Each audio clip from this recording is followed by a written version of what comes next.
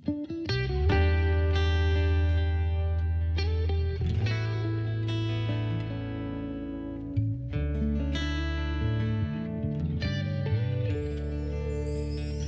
Tuhan, penebusku,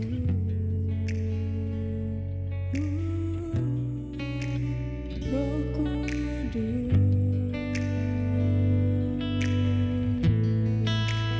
penghiburku.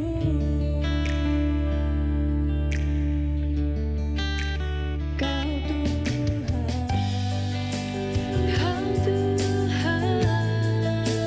penebusku, Roh Kudus, penghiburku.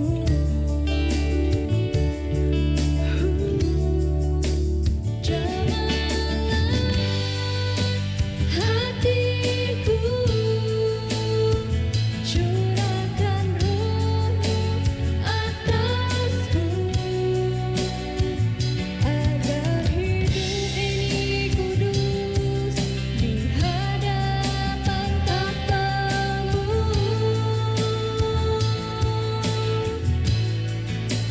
Jamalah hatiku, curahkan Roh-Mu atasku, agar hidup ini kudus di hadapan takhta-Mu.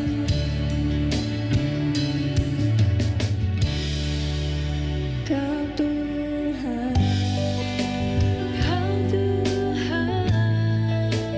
penebusku,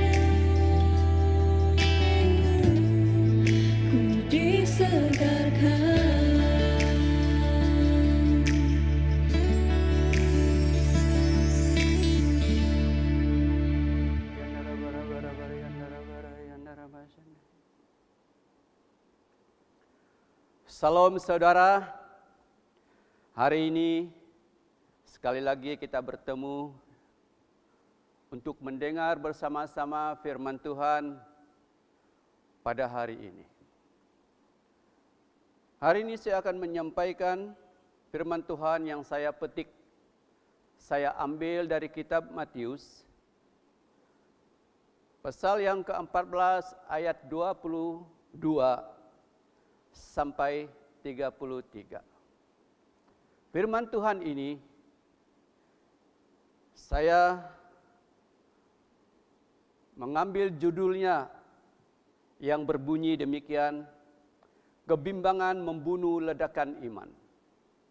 Sekali lagi, judul firman Tuhan pada hari ini adalah kebimbangan membunuh ledakan iman.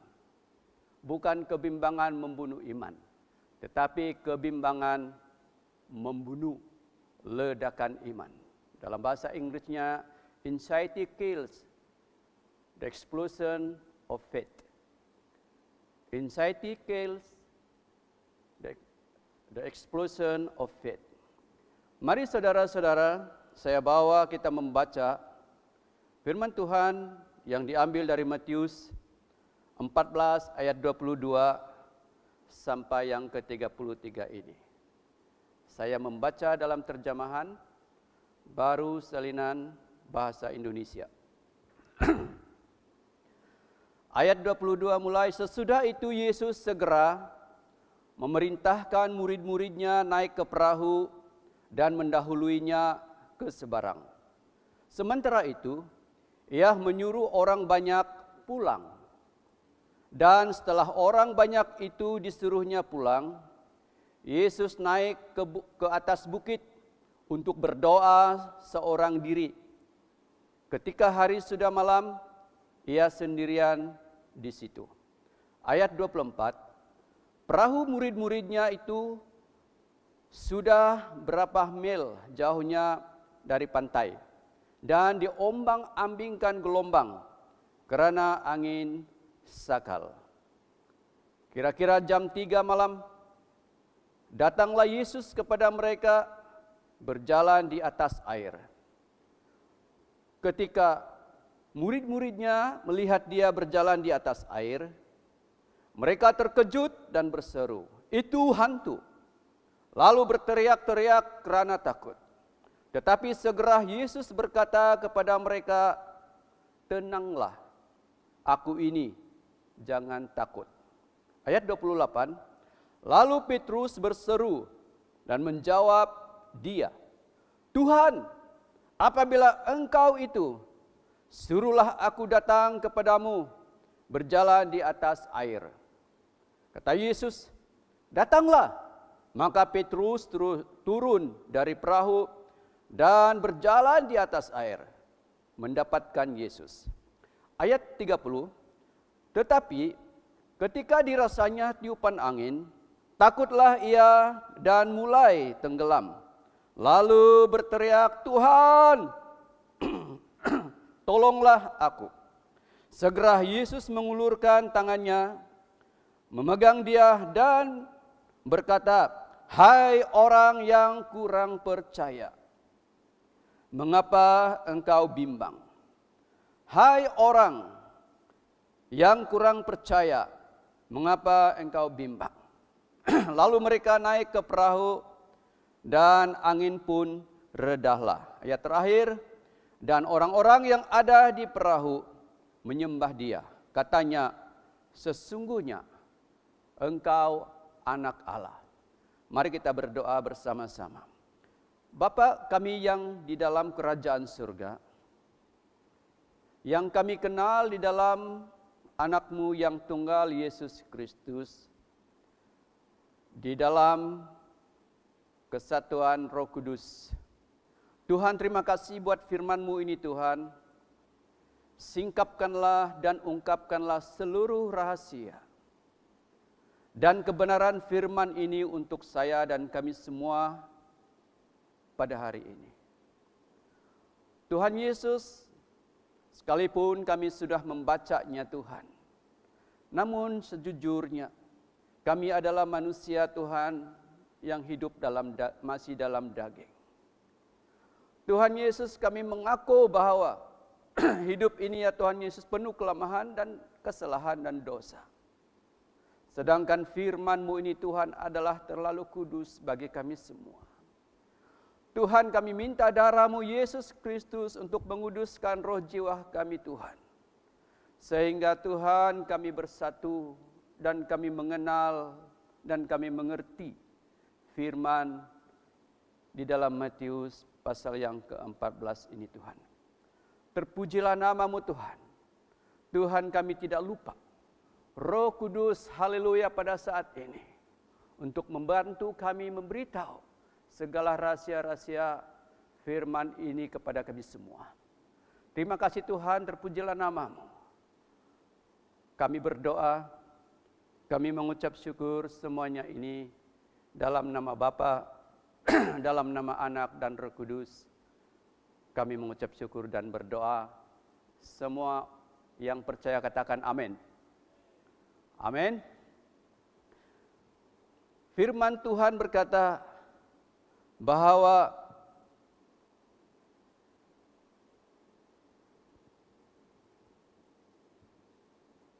Petrus berjalan di atas air. Tetapi ada satu masalah seterusnya. Lalu Petrus tenggelam di dalam air. Saudara-saudara, ada dua kejadian yang kita lihat di dalam firman Tuhan ini. Yang pertama, Petrus berjalan di atas air. Yang kedua, Petrus tenggelam di air. Saudara-saudara, untuk berjalan di atas air bukanlah kebiasaan bagi manusia atau kebanyakan hewan. Orang yang berjalan di atas air hanyalah orang yang ada iman. Amin. Dan itulah Petrus. Saudara yang dikasihi Tuhan, saya akan menyampaikan firman Tuhan, kebimbangan membunuh ledakan iman. Mari kita sama-sama lihat firman Tuhan hari ini. Haleluya. Amin. Selama manusia hidup dalam dunia ini, manusia tidak pernah terlepas dari yang namanya masalah. Itu sebabnya saudara-saudara yang dikasihi Tuhan, manusia ada perasaan bimbang. Karena tidak boleh mengelak dari masalah-masalah tertentu. Masalah merupakan salah satu bahagian yang tidak dapat dipisahkan dari kehidupan manusia. Sejujurnya, kalau kita mengerti saudara-saudara, masalah-masalah itu tidak boleh dipisahkan dari hidup kita. Lalu bagaimana? Suka ataupun tidak suka, setiap manusia harus menghadapi masalah tertentu. Hari ini saudara-saudara, seluruh dunia, hampir seluruh dunia, termasuk negara kita Malaysia, saudara, kita mengalami masalah yang hebat. Bagaimana kita mengatasi masalah ini? Apakah kita bimbang atau ada cara lain untuk kita menghadapi dan mengatasinya? Amin. Bila mana dan di mana saja saudara-saudara masalah itu pasti datang menghalang kehidupan kita. Kita maju, ada saja masalah-masalah yang menghalang kehidupan kita. Masalah datang tidak memandang usia saudara-saudara yang dikasihi Tuhan. Baik engkau tua atau orang-orang muda. Baik engkau yang kaya atau engkau yang miskin. Engkau yang berkata engkau berpendidikan atau yang orang-orang yang biasa-biasa. Saudara-saudara, masalah itu tidak memandang semuanya ini. Semua orang akan menghadapi masalah tertentu. Bahkan masalah itu, saudara-saudara, datang bertubi-tubi dalam kehidupan kita. Setiap manusia pasti tidak menginginkan masalah terjadi dalam hidupnya. Amin. Saya juga salah satunya, saudara. Kalau boleh masalah jangan datang. Tetapi itu lumrah. Seperti saya katakan sebentar tadi, masalah tidak boleh dipisahkan dari kehidupan manusia. Begitu masalah menerpa, manusia menjadi bingung. Sejujurnya saudara-saudara, kalau kita menghadapi masalah kita akan bingung. Kita rasa tertekan, stres saudara-saudara. Serta kita mulai bimbang dan gelisah. Tidak sedikit pula yang mengakhiri hidupnya dengan membunuh diri. Kita mendengar ada ramai orang yang tidak dapat menghadapi dan tidak ada kekuatan untuk menghadapi masalah-masalah yang dia hadapinya. Lalu dia membunuh diri. Saya pernah mendengar seorang remaja usia 30 tahun ke bawah, dia menghadapi kanser. Ini berlaku di Sarawak. Kansernya itu ada di triot, ya di sini. Dioperation, dibedah. Kemudian melalui proses pemulihan, kemoterapi, radioterapi, dan sebagainya.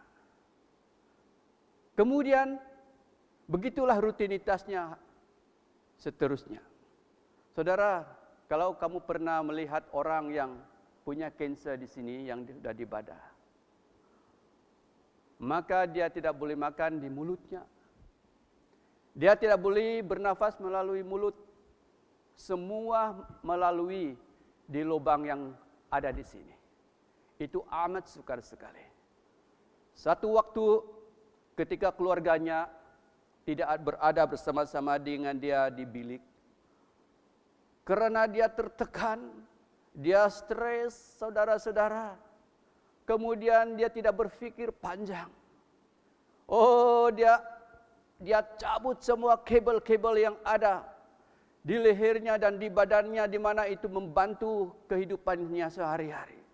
Lalu setelah dicabut dan tertutup semua dan tidak bernafas, dan meninggal dunia.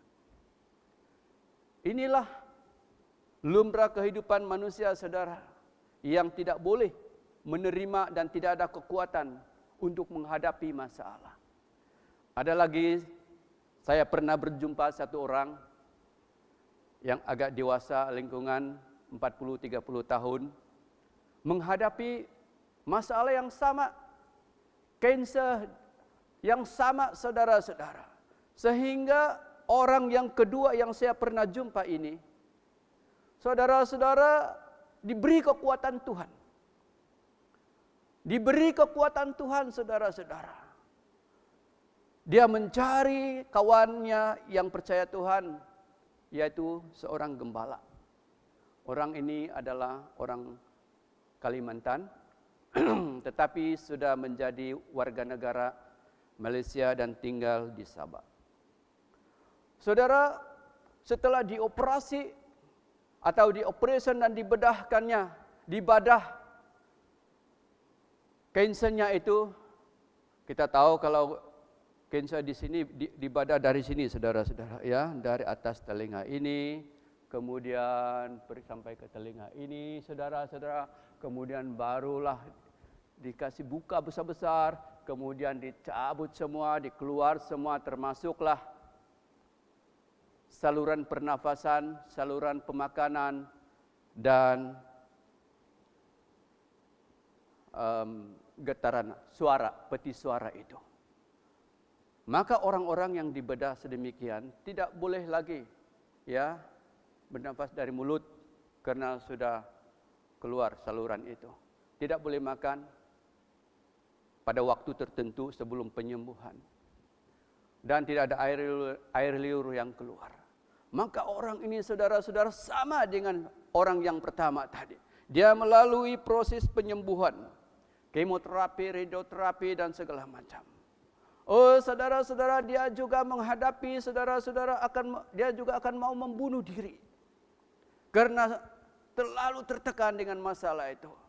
Tapi syukur setiap kali dia berpikir pikiran negatif. Dia datang kepada kawannya itu, seorang gembala. Dan gembala itu mendoakan dia. Apa yang terjadi saudara-saudara? Dia diberikan kekuatan. Yang saya namakan ledakan iman. Iman yang sungguh-sungguh saudara-saudara. Saya pendekkan cerita. Maka Tuhan mulai menyembuhkan luka-lukanya. Setelah disembuhkannya luka-lukanya dan dokter melihat ini luar biasa. Kemudian dikeluarkanlah kabel dan peralatan pernafasan itu. Lalu dicoba, dia boleh bernafas saudara-saudara. Wah, ini luar biasa. Maka orang ini sungguh-sungguh percaya kepada Tuhan. Walaupun dokter sudah berkata kepadanya sebelum itu, kamu akan mati pada tarik sedemikian. Tarik ini kamu akan meninggal dunia. Tapi pada waktu tarik yang dikatakan oleh dokter itu bukan mati, tapi ada kesembuhan yang luar biasa.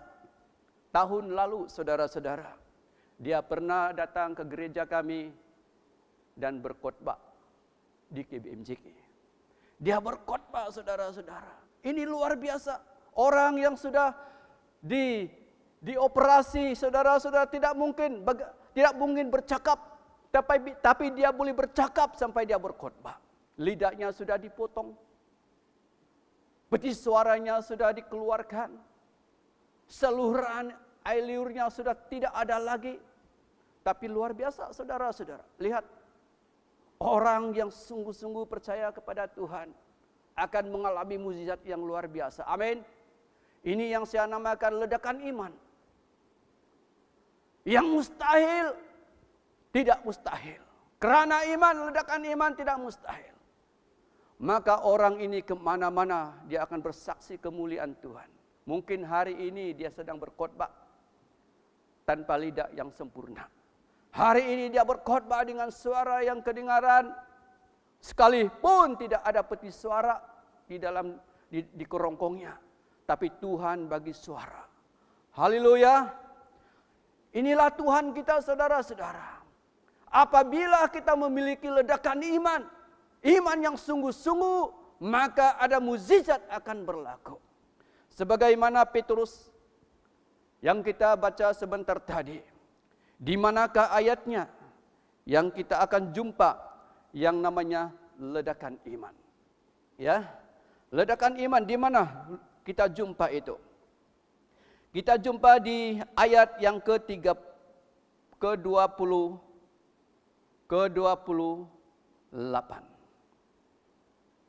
Dari 27, Yesus berkata kepada mereka, "Tenanglah aku ini." Saudara-saudara, ketika Yesus datang, mereka gemetar, mereka ketakutan. Mereka ingat orang yang datang itu adalah hantu. Lembaga yang datang menuju kepada mereka itu adalah hantu laut, hantu ombak, hantu gelora, hantu angin. Maka mereka berteriak-teriak dengan ketakutan. Tapi Yesus berkata, "Tenanglah saudara-saudara. Ini bukan hantu yang datang." Amin. Bukan hantu yang datang, kata Tuhan Yesus. Aku ini. Jangan takut. Lalu ayat yang ke-28, lalu Petrus berseru dan menjawab dia, "Tuhan, apabila Engkau itu." Dalam terjemahan saya, "Tuhan, benarkah Engkau yang datang kemari?" Amin. "Kalau Engkau yang datang ini, suruhlah aku datang kepadamu berjalan di atas air." Kemudian ayat 29 kata Yesus, "Datanglah."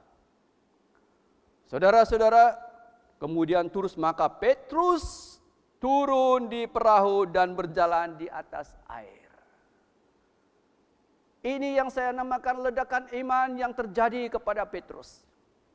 Yang tadinya takut, tapi ketika dia mendengar suara Tuhan, ketika dia mendengar firman Tuhan pada waktu itu, Kemudian dia memastikan, Tuhan kalau engkau benar, engkau adalah Tuhan, suruhlah aku berjalan di atas air.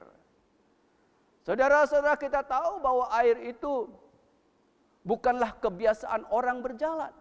Tetapi karena iman Petrus, saudara-saudara, tiba-tiba itulah saya namakan ledakan iman. Petrus tiba-tiba punya iman yang luar biasa. Kemudian Petrus berkata, suruhlah aku berjalan di atas air untuk mendapatkan engkau. Ini luar biasa, saudara. Amin. Ini yang dikatakan ledakan iman. Tiba-tiba iman bangkit, saudara. Dan dibuktikan pada ayat yang seterusnya. Yaitu ayat 29. Kata Yesus kepada Petrus, datanglah. Saudara, kalaulah saya pada waktu itu, saudara, saya tidak berani untuk terus jalan di atas air. Tapi kita lihat dalam firman Tuhan ini, ketika Yesus berkata kepada Petrus, datanglah. Maka Petrus pun keluar dari perahu dan lompat. Keluar dari perahu dan mulailah berjalan di atas air. Amin, saudara-saudara, ini luar biasa. Ini tidak pernah berlaku kepada orang biasa kecuali mukjizat. Ini tidak pernah berlaku kepada sesiapa kecuali mukjizat. Dan mukjizat itu selalu terjadi dari iman seseorang. Haleluya. Tidak pernah mukjizat dengan tidak ada iman, saudara. Mukjizat hanya akan berlaku mulai daripada kepercayaan kita sungguh-sungguh kepada Tuhan. Mukjizat hanya akan berlaku apabila seseorang sungguh-sungguh beriman kepada Tuhan. Dan inilah firman Tuhan terjadi kepada Petrus yang saya namakan ledakan iman Petrus. Ayat 28, ayat 29. Amin. Haleluya. Hari ini saudara-saudara, kalau engkau menghadapi berbagai-bagai masalah, ingat firman Tuhan ini. Yang kita lihat mustahil seseorang berjalan di atas air. Tapi karena ledakan iman kepada Petrus, dia percaya sungguh-sungguh kepada Tuhan, maka dia boleh berjalan di atas air. Begitulah saudara-saudara keajaiban bagi orang-orang yang percaya sungguh-sungguh kepada Tuhan. Amin.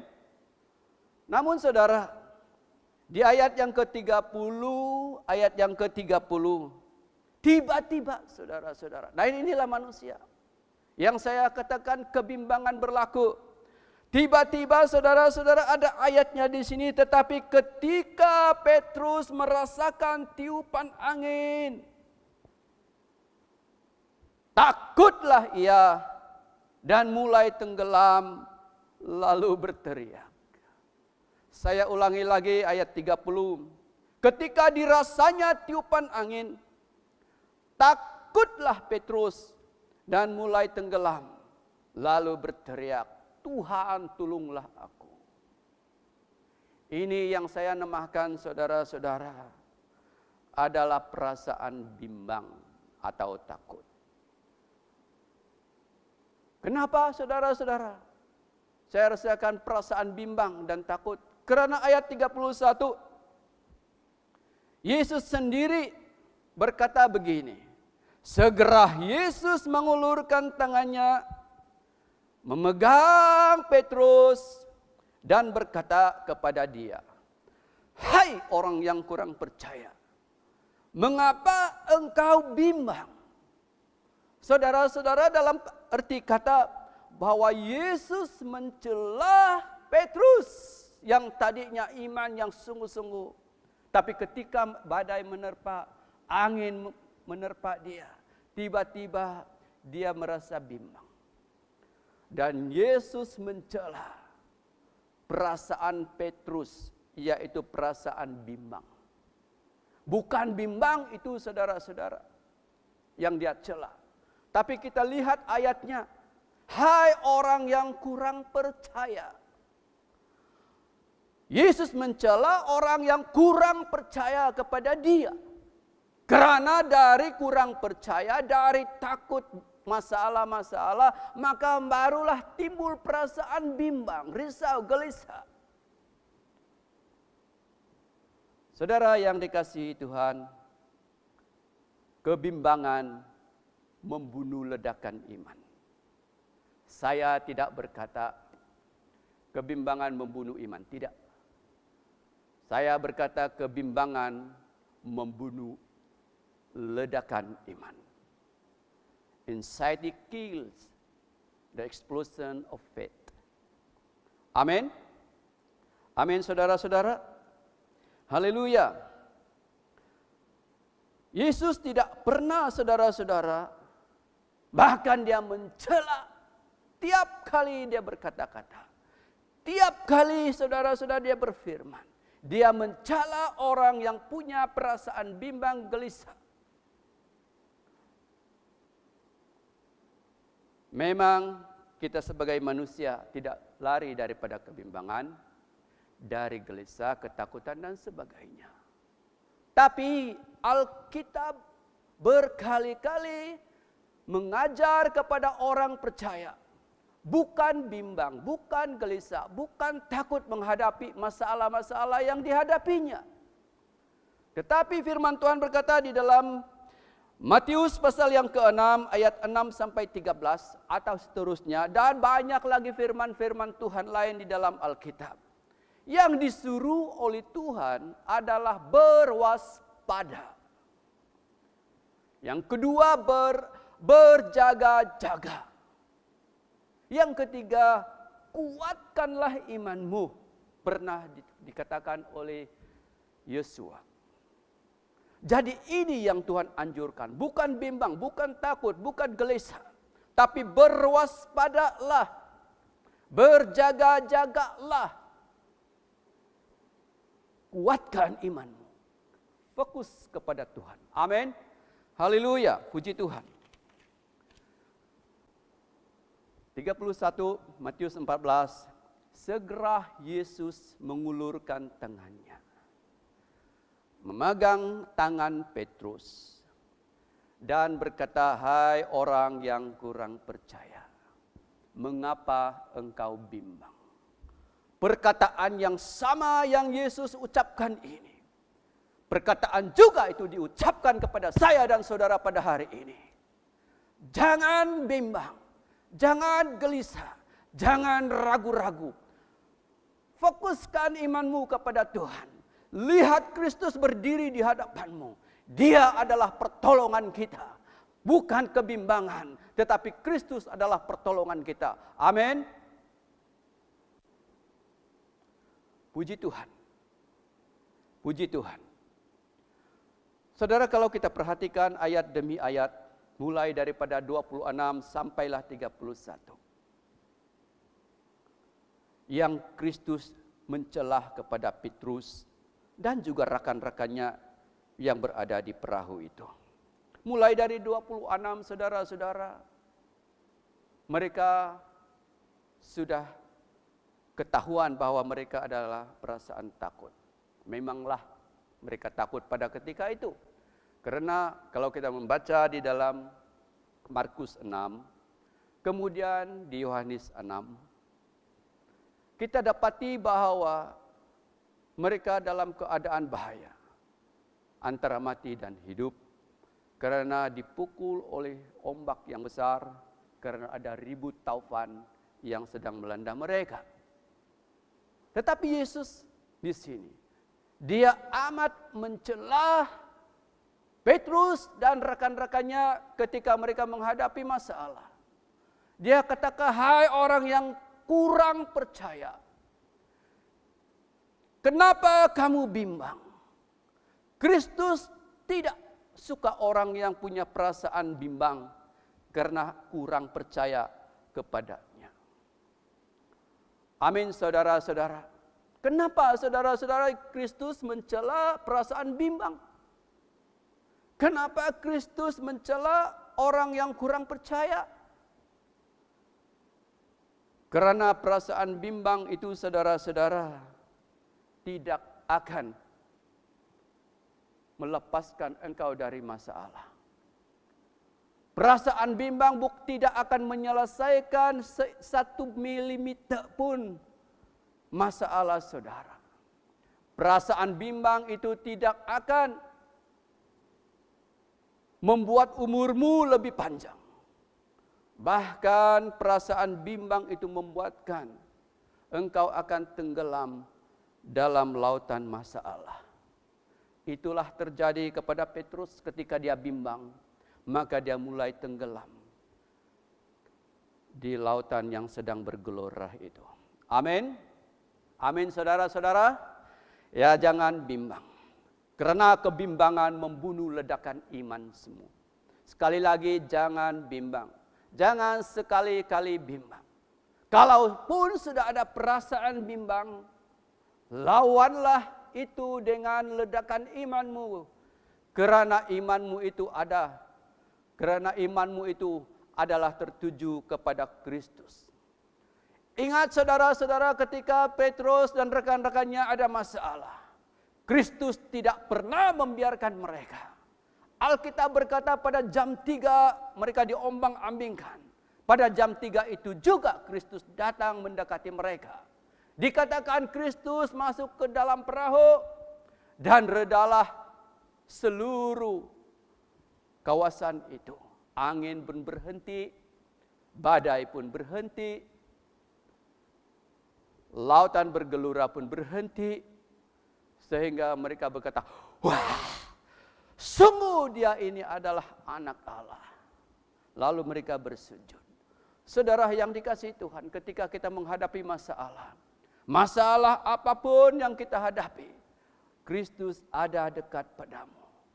Jangan biarkan dirimu dikuasai dan diselubungi dengan perasaan bimbang atau perasaan takut. Fokus kepada Kristus, lihat dia ada dekat kepadamu. Berteriaklah seperti Petrus berteriak kepada Kristus.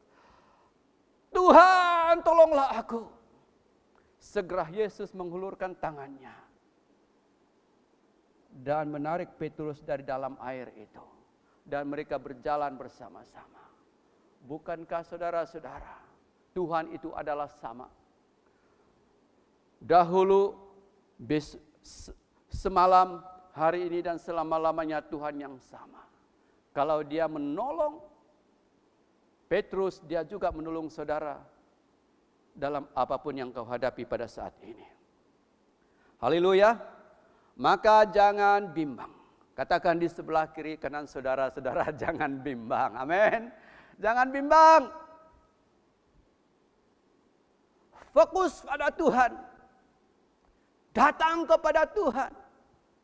Berteriaklah kepada Tuhan. Maka Tuhan tidak pernah terlambat untuk memberikan pertolongan kepada orang yang berteriak. Petrus ketika dia berteriak, Tuhan tidak linga-linga.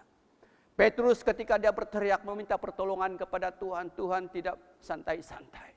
Alkitab berkata, maka Kristus menghulurkan tangannya dan menarik Petrus daripada tenggelam di lautan ombak yang badai yang begitu besar itu. Lalu mereka berjalan bersama-sama. Luar biasa saudara-saudara, itu Tuhanku dan Tuhanmu. Amin. Haleluya. Ia tidak hanya memerintah mereka untuk tidak taat. Tetapi Kristus mengawalinya dengan ucapan aku ini. Itu ayat Psalm 14 ayat 27. Apakah maksud saudara-saudara? Aku ini. Dalam bahasa aslinya adalah ego imi. Ego imi maksudnya adalah ini, ya. Ini adalah penegasan bahwa Yesuslah yang hadir itu. Bukan hantu. Allah yang hadir. Tuhan yang hadir. Ini aku. Bukan setan yang datang. Bukan hantu yang datang seperti persepsi mereka sebelumnya. Yesus berkata, ini aku yang datang. Tenanglah, jangan takut. Haleluya. Amin. Haleluya. Ini aku, kata Tuhan. Jangan takut situasi pada saat ini. Jangan bimbang situasi pada hari ini. Yesus berkata kepadamu, ini aku, tenang saja. Ini aku, jangan takut sangat. Jangan bimbang, karena kebimbangan tidak akan melenyapkan masalahmu yang kau sedang hadapi saat ini. Kebimbangan tidak akan menambah umurmu lebih panjang lagi. Tapi firman Tuhan berkata kebimbangan membunuh ledakan iman. Itu yang ada. Kebimbangan akan menenggelamkan engkau daripada lautan masalah. Dan engkau tidak boleh berbuat apa-apa. Mazmur 274 ayat 13 sampailah kepada 14 berkata demikian. Engkaulah yang membelah laut dengan kekuatanmu, yang memecahkan kepala ular-ular naga di atas muka air. Engkaulah yang meremukkan kepala-kepala lautan, yang memberikannya menjadi makanan penghuni-penghuni padang belantara. Siapa itu engkau? Yesus. Siapa itu engkau? Yesus. Amin. Yesus yang memecahkan kepala ular-ular di lautan. Yesus yang memecahkan kepala-kepala lautan di lautan. Apakah maksud sini saudara-saudara? Kristus adalah jawaban dalam semua masalah-masalah yang dihadapi oleh saya dan saudara-saudara yang dikasihi Tuhan. Jangan takut. Amin. Jangan bimbang. Kalaupun kau dikuasai dengan perasaan bimbang, lawanlah dengan ledakan imanmu pada saat ini. Yesus berkata, aku ini. Jangan takut, tenanglah. Datanglah kepadaku. Haleluya. Meski demikian, murid-murid tidak 100% untuk percaya kepada Tuhan alias ragu-ragu. Sehingga mereka pun minta bukti. Ini boleh kita peroleh dari pernyataan Petrus, Tuhan apabila engkau itu suruhlah aku. Datang kepadaku,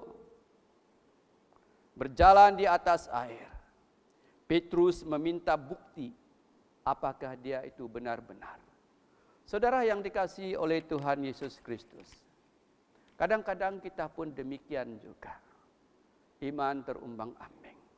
Tetapi Tuhan berkata kepada Petrus hari ini, aku mencela iman yang sedemikian rupa, yaitu kurang percaya.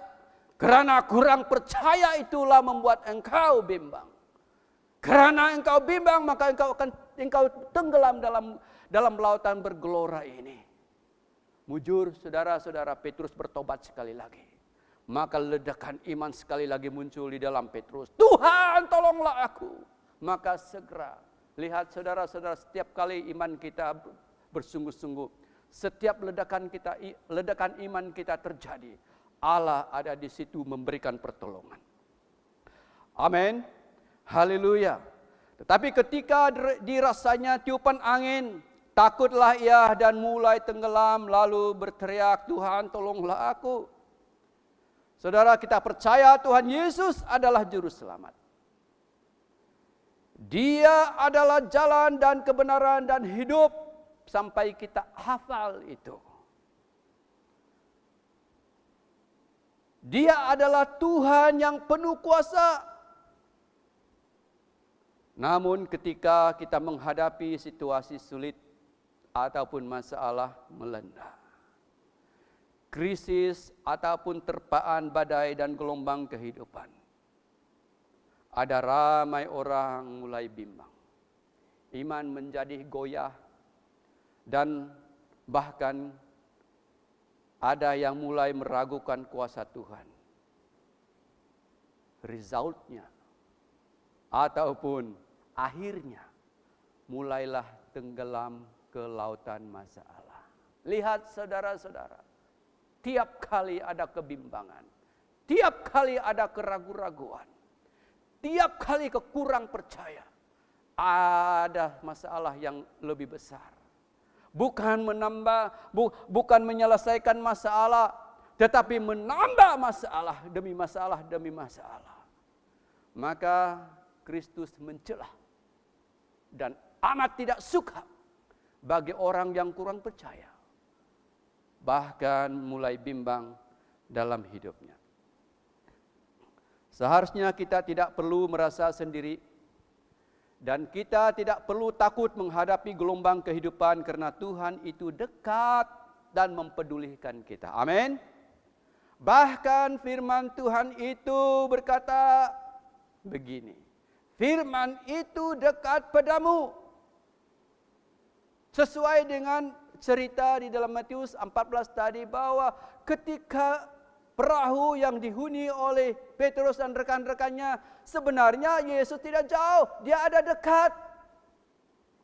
Benarlah firman Tuhan ini, firman itu dekat padamu, yakni di dalam mulutmu dan di dalam hatimu. Itulah firman Tuhan yang ada tercatat di dalam Roma 10 ayat yang ke-8. Firman itu ada di dalam hati kita. Firman itu dekat dengan kita. Bahkan firman itu ada di dalam mulut kita.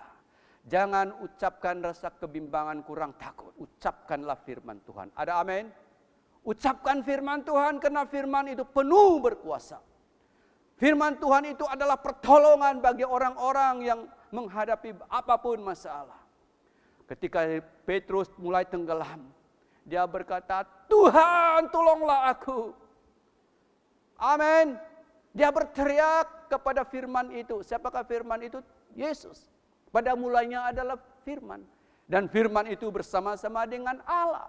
Dan firman itu menjadi manusia. Maka saudara-saudara, ketika Petrus, Tuhan tolonglah aku, ditujukan kepada Yesus yang firman itu menjadi manusia, maka segera pertolongan ada pada Petrus. Haleluya. Datang kepada Kristus. Ucapkan firman Tuhan. Kamu akan mendapat pertolongan dengan segera. Jangan bimbang. Amin. Jangan bimbang. Karena kebimbangan membunuh ledakan iman yang ada pada saudara. Puji Tuhan. Saat ini bukan saja kita berkurung di rumah. Ya, kita ramai orang yang berkurung di rumah. Termasuklah di negara-negara lain ada yang berkurung di rumah, amat ketakutan. Mereka gelisah. Mereka penuh dengan kebimbangan, keraguan-raguan. Nak salam pun tidak boleh. Itulah fenomena sekarang, penuh ketakutan. Nak peluk pun susah. Ada saya membaca di WhatsApp, saya tidak tahulah itu betul atau tidak, ya. Tapi saya ada baca. Dikatakan di dalam WhatsApp itu satu pekeliling di sebuah negara, saya tidak sebutkan negara itu. Dia kata, jangan peluk istri, lebih dalam lagi lah, tapi saya tidak mau cakap. Jangan peluk istri ketika ini, kurangkan perhubungan intim ketika ini. Saudara-saudara, sampai pada tahap ini, saudara-saudara. Firman Tuhan, love your wife. Amin. Haleluya. Oh, tetapi ada sekarang, saudara, jangan peluk istri. Hindari mendekati dia. Kita berkurung di rumah saat ini. Saya tidak katakan, saudara-saudara, marilah kita keluar, tidak. Ya, yang saya katakan di sini, ketika Anda berada di rumah, jangan takut. Ketika berada di rumah, jangan bimbang. Ketika berada di rumah, jangan gelisah. Kadang-kadang berkurung di rumah atau berada di rumah pada waktu-waktu tertentu ada hikmatnya. Sekali lagi, kadang-kadang di rumah pada waktu-waktu tertentu ada hikmatnya. Ada banyak kemurahan Tuhan akan terjadi ketika keluarga ada di rumah. Saudara, kalau membaca seluruh firman Tuhan, banyak kali terjadi mukjizat dan kemurahan Tuhan terjadi di rumah. Saya ambil contoh beberapa.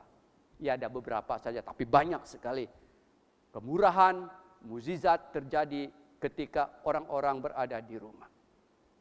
Berada di rumah maksudnya bukan untuk karena rasa takut, rasa bimbang, rasa risau dan sebagainya, tetapi berada di rumah untuk memuliakan Tuhan, berdoa kepada Tuhan, membaca firman Tuhan bersama-sama. Pasti ada kemurahan Tuhan, mukjizat Tuhan akan terjadi. Dan banyak terjadi di rumah. Saya akan buktikan beberapa. Saudara, ketika malaikat Tuhan menghancurkan dua kota di perjanjian lama yang namanya Sodom dan Gomora. Lalu dua malaikat ini saudara-saudara datang di dua tempat ini, yaitu Sodom dan Gomora, dan berjumpa seseorang yang takut akan Tuhan. Siapa namanya? Namanya Lot. Amin.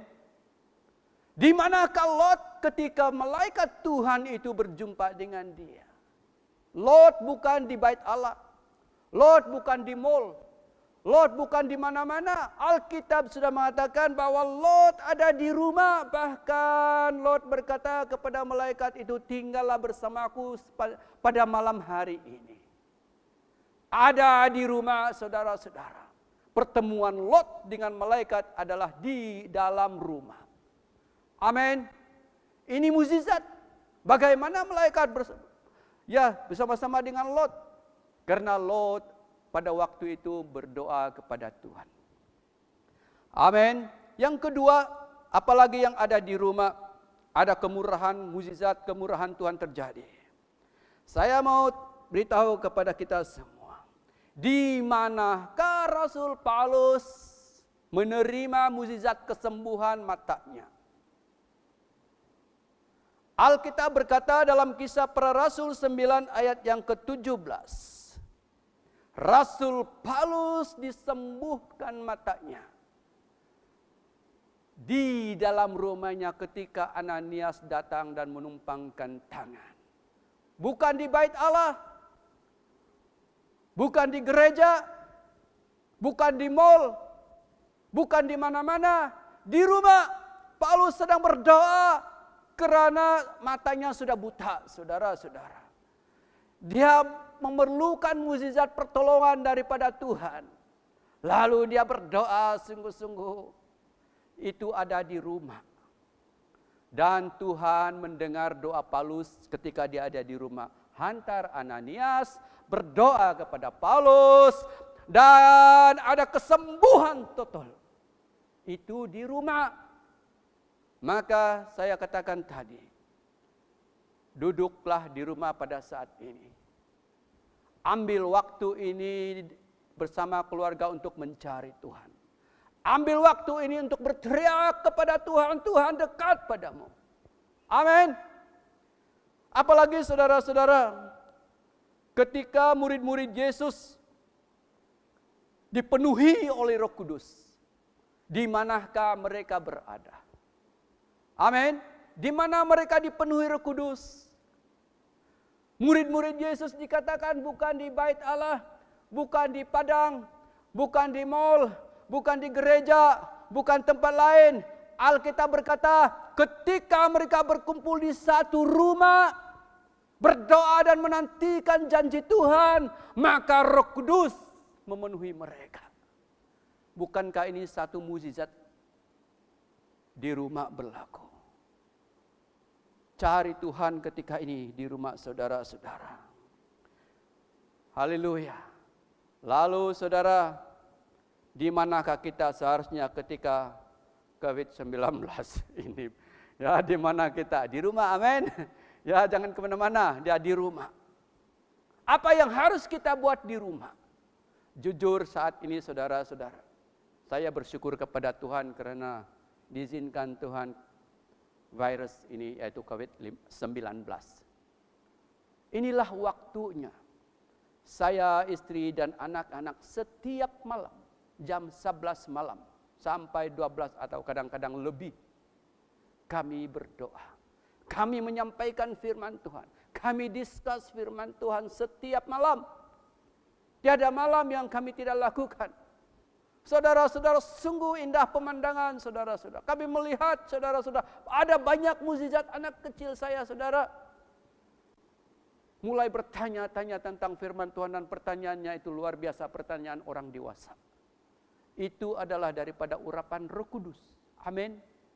Saya minta dan anjurkan kepada saudara-saudara hari ini.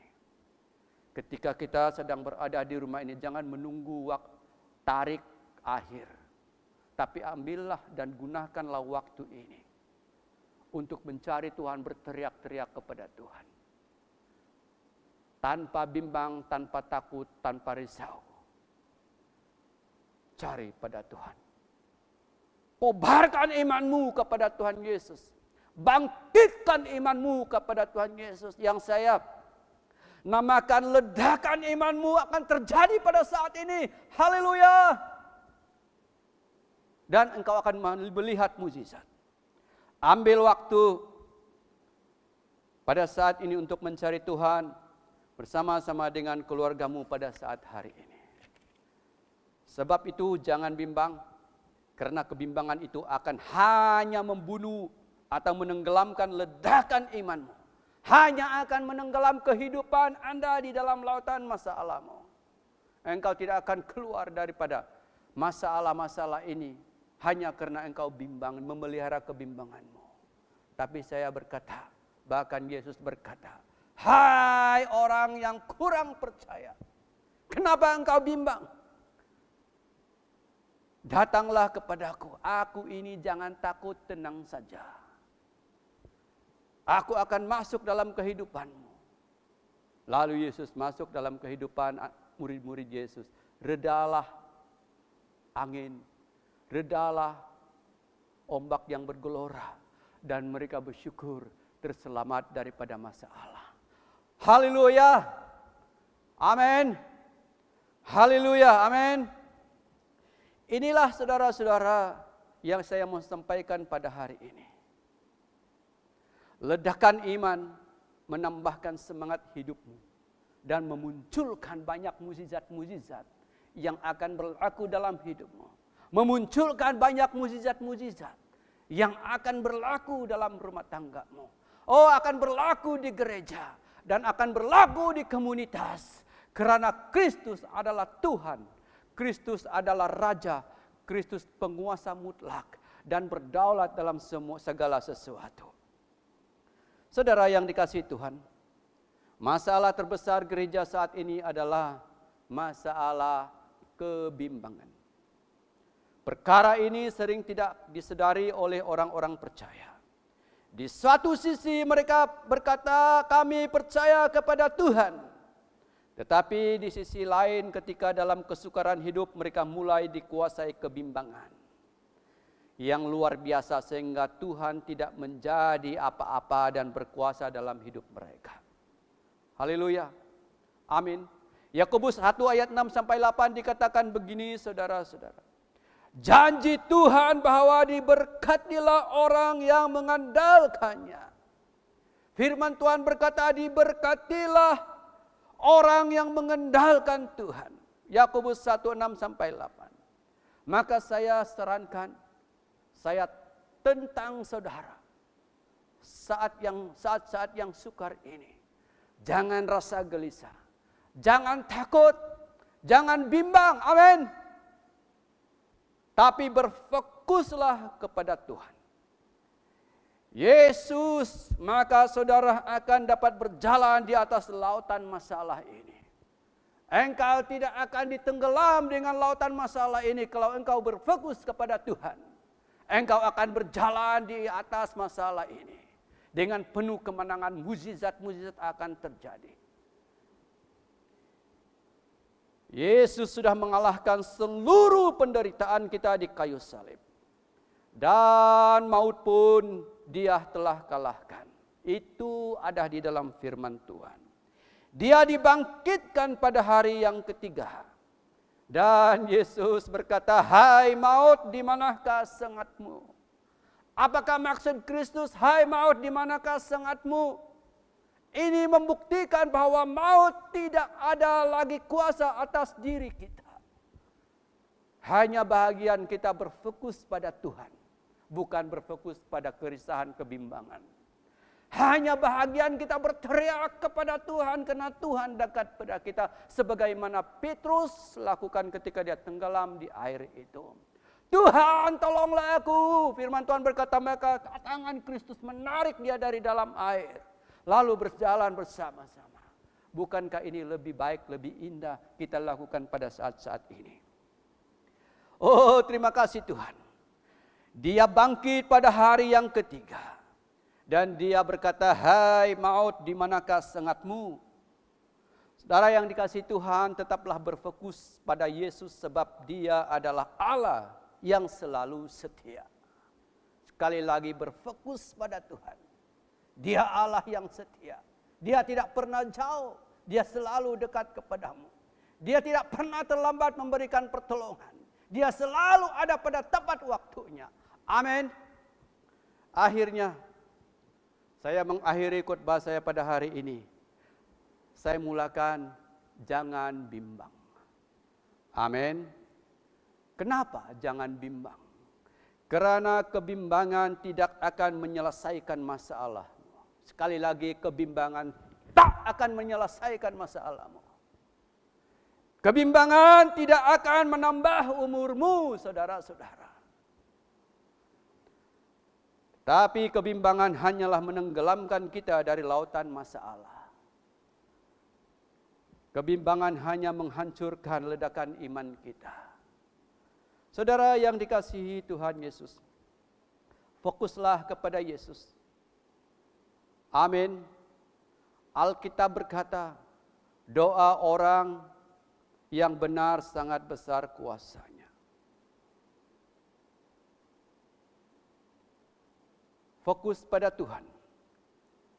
Fokus kepada Kristus. Jangan kebimbangan menguasai ledakan imanmu saat ini. Tuhan memberkati. Mari kita berdoa.